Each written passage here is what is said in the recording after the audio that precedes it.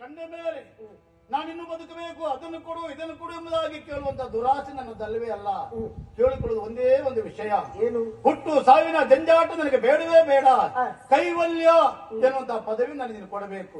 ಜೊತೆಯಲ್ಲಿ ನನ್ನ ನೆನಪಿಗಾಗಿ ಇವತ್ತಿನ ದಿವಸ ಆಶ್ವೀಜ ಶುದ್ಧ ಬಹುಳ ತ್ರಯೋದಶಿಯ ದಿವಸ.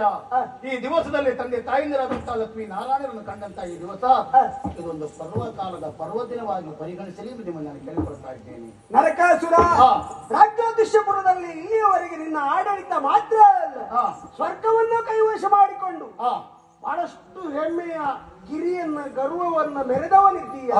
ಹಾಗಂತ ಕೊನೆಯದಾಗಿ ನೀನು ಏನು ಸಾಧನೆ ಮಾಡಿದ್ದೀಯೋ, ಸಾಧನೆ ಮಾಡಿದ್ದು ಅನ್ಯಾಯ ಅಕ್ರಮದ ಹಾದಿಯಲ್ಲ ಆದ್ರೂ ಸಾಯುವ ಕೊನೆಗಾಲದಲ್ಲಿ ಒಂದು ಆಸೆ, ನನ್ನ ಹೆಸರು ಮತ್ತು ಉಳಿಬೇಕು. ಇಲ್ಲಿವರೆಗೆ ಅಕ್ರಮವನ್ನು ಮಾಡಿದ್ದಾದ್ರೂ ನಾಡಿನ ದಿನ ಜನನನ್ನು ಆಡಿಕೊಳ್ಳಬೇಕು. ಯಾಕೆಂದ್ರೆ ಜ್ಞಾನದ ಕಣ್ಣನ್ನು ನೀನು ತೆರೆದವನಿದ್ದೀಯ. ಪ್ರಾಗ್ಜ್ಯೋತಿಷ್ಯಪುರ ಅಂದ್ರೆ ಪೂರ್ವದ ನಕ್ಷತ್ರದಂತೆ ಶೋಭಿಸುತ್ತಿರುವಂತಹ ನಾಡು. ಪುರ ಅಂದ್ರೆ ದೇಹ, ದೇಹದ ಒಳಗಿರುವ ಬೆಳಕನ್ನು ನೋಡುವಲ್ಲಿ ನೀನು ಮುಂದಾಗಲಿಲ್ಲ. ದೇಹವನ್ನು ಉಳಿದು ನನ್ನನ್ನ ಕಂಡ ತಕ್ಷಣ ನನ್ನ ಹೆಸರು ಉಳಿಯಬೇಕು. ಜ್ಞಾನ ಜ್ಯೋತಿ ಈಗ ಬೆಳಗುತ್ತಾ ಇದೆ ಅಲ್ವಾ?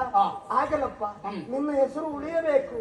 ಅಚಂದ್ರಾರ್ಕವಾಗಿರುವಂತೆ ಅಪೇಕ್ಷೆ ಪಡ್ತಾ ಇದ್ದೀಯಂತ ಆದ್ರೆ ಭಕ್ತನಾಗಿ ಅಲ್ಲ, ನನ್ನ ಕಂದನಾಗಿ ನೀನು ಬೇಡುವಲ್ಲಿಗೆ ದೇವನಾಗಿ ನಿನ್ನ ತಂದೆಯಾಗಿ ಅನುಗ್ರಹಿಸುವುದು ನನ್ನ ಆದ್ಯ ಕರ್ತವ್ಯ.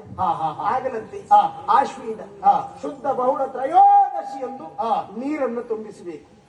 ಪರ್ವಕಾಲ ಅಂತ ಹೇಳಿದ್ದಲ್ವ ನೀವು, ಹಬ್ಬವನ್ನ ಆಚರಿಸುವ ಪರಿಯನ್ನು ನಾನು ಹೇಳ್ತೇನೆ. 13ನೇ ದಿನ ನೀರು ತುಂಬಿಸುವುದು. ನರಕ ಚತುರ್ದಶಿ ಮಾರನೇ ದಿನ ಚತುರ್ದಶಿ ಅಲ್ವೇ? ನಿನ್ನ ನೆನಪಿಗಾಗಿ ಕೇವಲ ಚತುರ್ದಶಿ ಅಲ್ಲ, ನರಕ ಚತುರ್ದಶಿ ಅಂದ್ರೆ ಆ ದಿವಸದ ವಿಶೇಷ. ಹೌದಪ್ಪ, ವಿಶೇಷ ಅಂದ್ರೆ ಬೆಳಕು. ಯಾಕೆಂದ್ರೆ ನಮ್ಮ ಒಳಗಿನ ಬೆಳಕನ್ನ ನಾವು ಕಂಡುಕೊಳ್ಳಬೇಕು. ಕೇವಲ ಹೊರಗಡೆ ಎಲ್ಲ ದೀಪ ಹಚ್ಕೊಂಡು ನಲಿದಾಡುವುದು ಕುಣಿದಾಡುವುದು ಮಾತ್ರ ಅಲ್ಲ, ನಮ್ಮೊಳಗೊಬ್ಬ ದೇವರಿದ್ದಾನೆ. ನಾವೇನೇ ಕಾರ್ಯ ಮಾಡುವುದಿದ್ರು, ಒಳ್ಳೆಯದು ಮಾಡ್ಲಿ ಕೆಟ್ಟದ್ದು ಮಾಡ್ಲಿ, ಕಾಣುವ ಕಣ್ಣು ಬೇರೆ ಇಲ್ಲ ಎನ್ನುವುದಾಗಿ ನಾವು ಮುಂದುವರಿಯುವ ಪೂರ್ವದಲ್ಲಿ ನಮ್ಮ ಒಳಗಿನ ಕಣ್ಣು ಕಾಣ್ತಾ ಇದೆ. ಆತ್ಮಸಾಕ್ಷಿಗೆ ನಾವು ದ್ರೋಹ ಎಸಗಬಾರದು. ಅದಕ್ಕಾಗಿ ದೀಪವನ್ನು ಹಚ್ಚಬೇಕು. ದೀಪಗಳ ಹಬ್ಬ ದೀಪಾವಳಿ ಎನ್ನುವುದಾಗಿ ಆಚರಿಸಲ್ಪಡ್ತದೆ ಸಡಗರದಿಂದ. ನರಕ ಚತುರ್ದಶಿ ಪ್ರತಿ ವರ್ಷ ನಿನ್ನ ಹಬ್ಬವೇ ವಿಶೇಷವಾಗಿರ್ತದೆ. ನಾನು ದೀಪಾವಳಿ ಹಬ್ಬ ಆಚರಿಸ್ತೇನೆ. ಹಾಗಾದ್ರೆ ಎಂತದ್ದು ನೀನೆಂತದ್ದು ಆಚರಿಸುವುದು? ನೀವೆಂತಲ್ವ ಆಚರಿಸುವುದು? ಅಲ್ಲ, ಇದು ಬರಬಾರ್ದು.